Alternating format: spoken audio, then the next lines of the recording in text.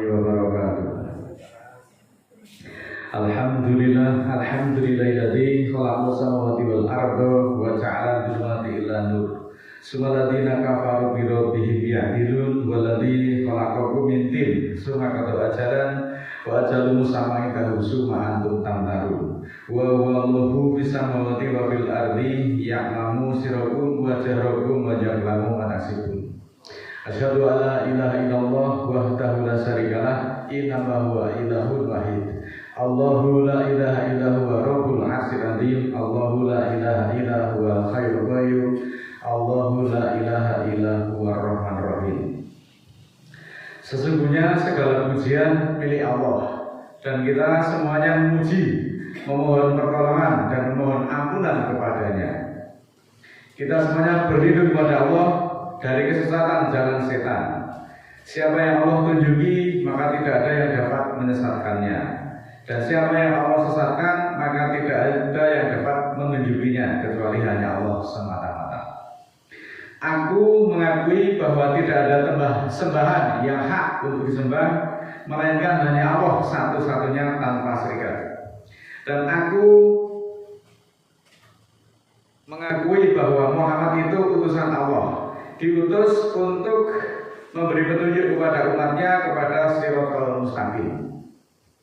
Saudaraku, bahwa Muhammad itu memberi petunjuk, membimbing umatnya, semuanya itu dilakukan dengan wahyu, atas dasar wahyu, tidak ada lain. Maka ikutilah wahyu itu. Wahyunya adalah Al-Quran. Ikutilah Al-Quran itu tanpa keraguan sedikit pun. Saudaraku, bahwa di antara banyak hal yang menyibukkan manusia itu kebanyakan adalah mencari rezeki. Banyak manusia itu merasa khawatir, banyak manusia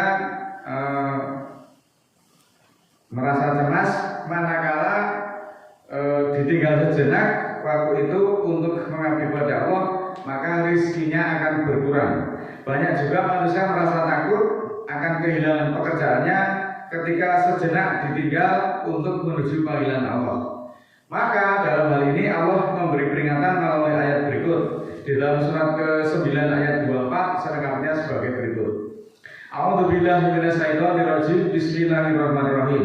Qul in kana aba'ukum wa abna'ukum wa ikhwanukum wa azwajukum wa isaratukum wa amwalukumuha wa tijaratun tahsawna kasadaha wa masakinahum tardawnaha ahabba ilaikum minallahi wa rasulihi wa jihadin fi sabilihi fatarabasu hatta ya'tiyallahu bi amrihi wallahu la yahdil qaumal fasikin, yang artinya sebagai berikut.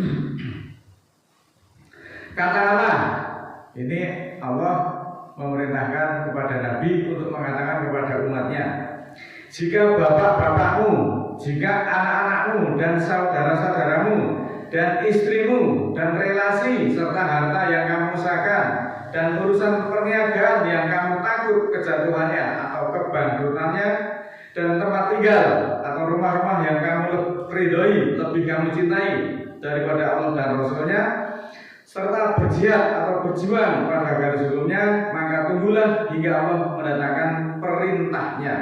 Dan Allah tidak menunjuki kepada kaum yang fasik. Saudaraku muslimin muslimat yang dimuliakan Allah, ayat ini diturunkan sebagai isyarat kepada bagi manusia yang cinta dunia dengan berlebihan. Cinta dunia secara berlebihan itu dianggap sebagai salah satu kemaksiatan hati yang akan menjadi sumber ataupun akar dari segala kesalahan dan dosa-dosa yang dilakukan oleh manusia. Maka dalam surat 9 ayat 24 ini berisi tentang peringatan kepada manusia untuk tidak mencintai dunia itu secara berlebih-lebihan, apalagi sampai melebihi cintanya pada Allah dan Rasulnya dan berjuang di jalannya. Maka siapa yang berlaku demikian, maka ia harus berhati-hati akan datangnya siksa yang pedih di akhirat kelak. Selanjutnya di surat Al-Baqarah surat kedua ayat 207, wa minan nasi mayastari nafsahu ibtigha'a maradatillahi wallahu ra'ufu bil ibad. Dan dari manusia ada yang menjual dirinya untuk mencari keridhaan Allah, dan Allah Maha Penyantun pada hamba-hambanya. Muslimin muslimat yang dimuliakan Allah, ayat tersebut menjelaskan betapa sifat-sifat orang-orang yang munafik, yang kotor dan menjijikkan itu alangkah jauh perbedaannya daripada orang-orang munafik dengan orang-orang mukmin. Maka dalam surat ke-33 ayat 36, wa ma kana lil mu'minin wala mu'minatin idza qadallahu wa rasuluhu amran ayakuna lahumul khiyaratu min amrihim wa may ya'silaha wa rasulahu faqad dhalalan mubina. Dan tidaklah bagi mukminin dan tidak pula mukminat ketika Allah dan Rasulnya melaksanakan perintah bahwa pada mereka ada pilihan dari urusan mereka. Artinya apa? Bahwa urusan dengan Allah dan Rasulnya itu harus dipilih terlebih dahulu. Dan siapa yang menyanggah Allah dan Rasulnya, maka sungguh dia sesat pada kesesatan yang jauh. Maka siapa yang tidak mendahulukan urusan Allah dan Rasulnya, itu dianggap menyanggah Allah dan Rasulnya. Siapa yang menyanggah Allah dan Rasulnya, dia akan termasuk orang-orang yang sesat. Orang mukmin senantiasa mendahulukan perintah Allah dan tidak pernah menggadaikan untuk kepentingan dunia apapun alasannya. Bukan berarti dunia itu tidak penting, tidak demikian. Urusan dunia juga penting karena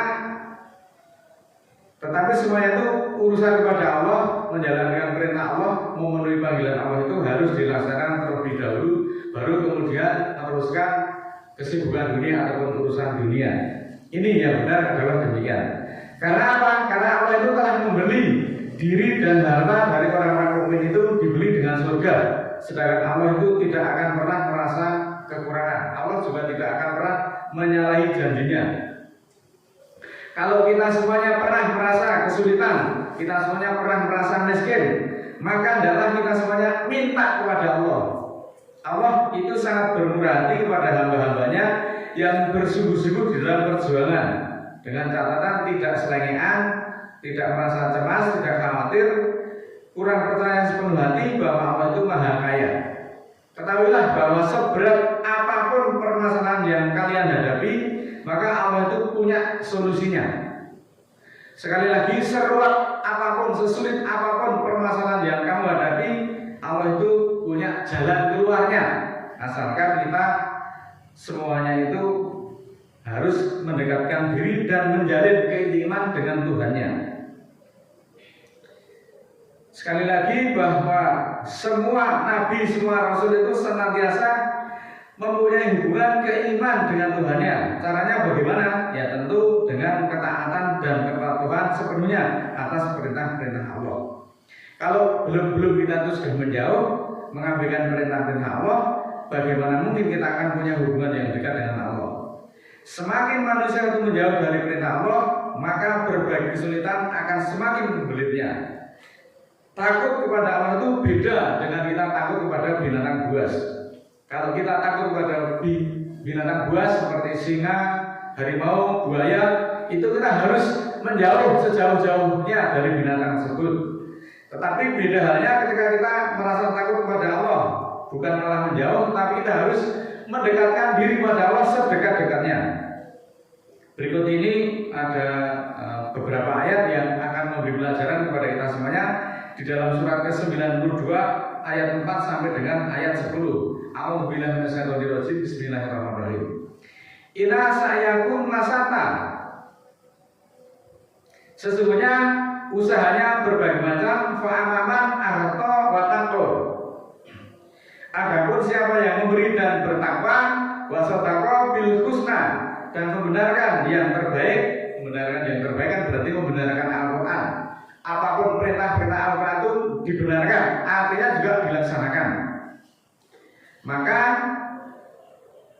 fasanu yasiruhu lil yusra, akan kami mudahkan dia dengan kemudahan. Nah, orang yang mempunyai berbagai macam usaha, kemudian bersedekah atas dasar ketakwaan serta membenarkan yang terbaik, artinya perintah Allah yang terbaik, perintah Allah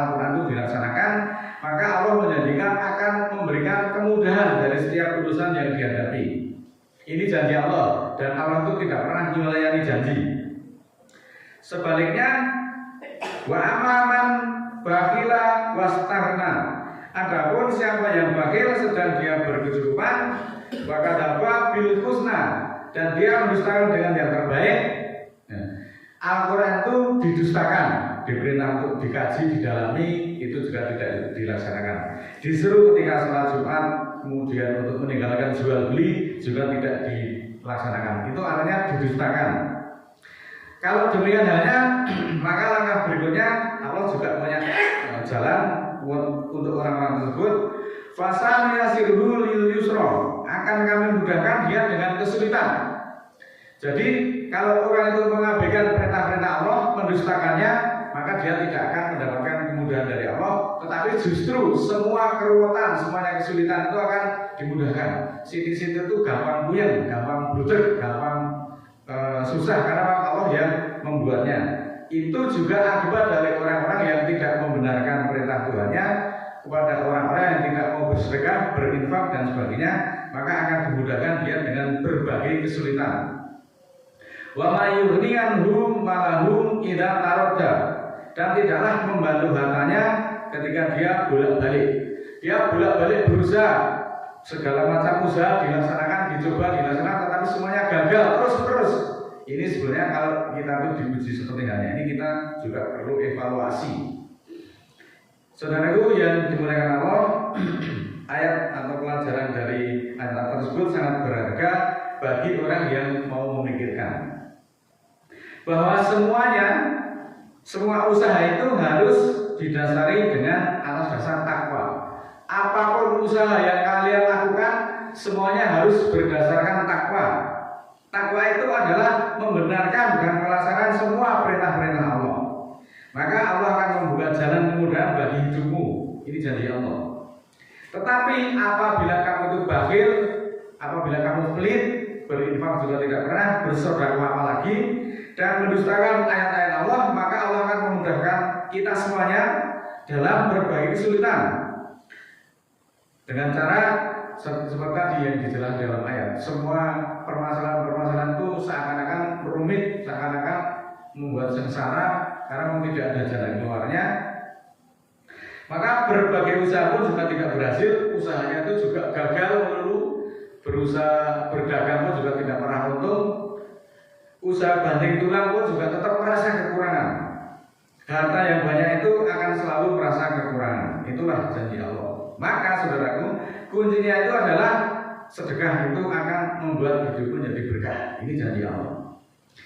Sedangkan menggagikan dunia itu hanya akan membuatmu sengsara. Berbagai kesulitan akan melanda, akan menjeratmu.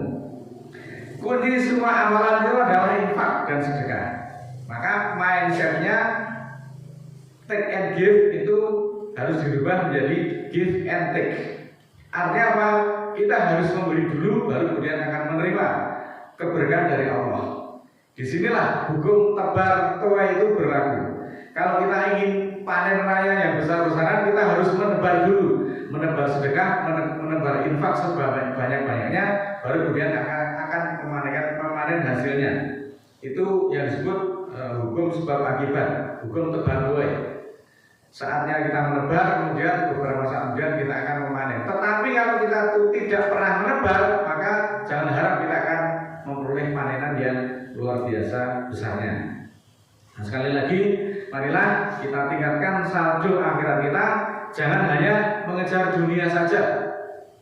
Maka mulai dari sekarang ini adalah mari kita memperbaiki imanmu, perbaikilah amalmu, dekatkan dirimu dengan Tuhan sedekat-dekatnya, maka niscaya hidupmu akan nyaman.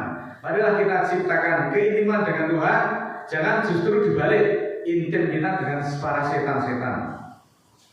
Jika imanmu kuat, maka hidupmu akan nikmat. Kami juga berulang kali mengingatkan untuk diri saya maupun saudara-saudara sekalian semuanya, sejauh apapun langkahmu itu untuk mengejar dunia, maka finish terdekatnya adalah kematian. Kalau kematian itu sudah dekat dengan kita dan kita sudah sampai, maka kita tidak bisa lagi memperbaiki amalan-amalan kita. Oleh karena itu sekali lagi saudaraku, kesempatan masih ada, kesempatan itu marilah kita pergunakan sebaik-baiknya. Mari kita berusaha menjaga keintiman seintim-intimnya dengan Tuhan dengan cara mengkaji, mendalami, berjuang bersama-sama. Ini upaya kita agar kita pun senantiasa intim atau dekat dengan Tuhan. Tetapi sebaliknya, kalau kita itu intimnya dengan setan, dunia itu juga dekat-dekat, kita meninggalkan perintah-perintah Allah hanya untuk mengejar dunia, maka misalnya semua kesulitan itu akan membelitmu. Berbagai upaya yang kita lakukan pun juga tidak akan ada hasilnya, karena Allah memang menjadikan seperti itu. Siapa yang mendustakan aturan Tuhannya dan dia akan dimudahkan dalam segala kesulitan, maka tidaklah membantu hartanya, meskipun hartanya banyak, bolak-balik semuanya akan merasa kekurangan. Bila harta seberapa banyak pun ya juga jalan keluarnya untuk habis itu ada terus-menerus. Itu karena kita tidak menggunakan harta yang kemudian Allah itu untuk berjuang di jalan Allah sebaik-baiknya. Mudah-mudahan Allah ridho terhadap apa yang kita usahakan ini, dan marilah senantiasa kita tetap istiqomah berjalan di jalan Allah, mengabdi sepenuhnya kepada Allah, karena memang manusia diciptakan wa ma khalaqul jinna wal insa illa liya'budun. Tidaklah Allah menciptakan manusia dan jin kecuali hanya semata-mata untuk mengabdi. Pengabdian itu harus kita laksanakan secara ikhlas sepanjang masa, artinya berkepanjangan.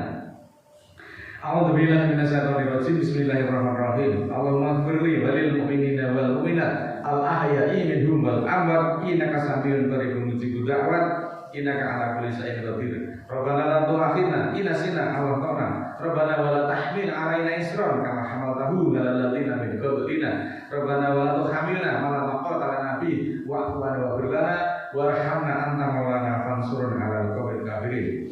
Rabbana ighfir lana dzunubana wa ghfir lana sayyi'atina wa tawaffana ma'al abrar. Rabbana la tuzigh qulubana ba'da idh hadaitana wa hab lana min ladunka rahmah innaka antal wahhab.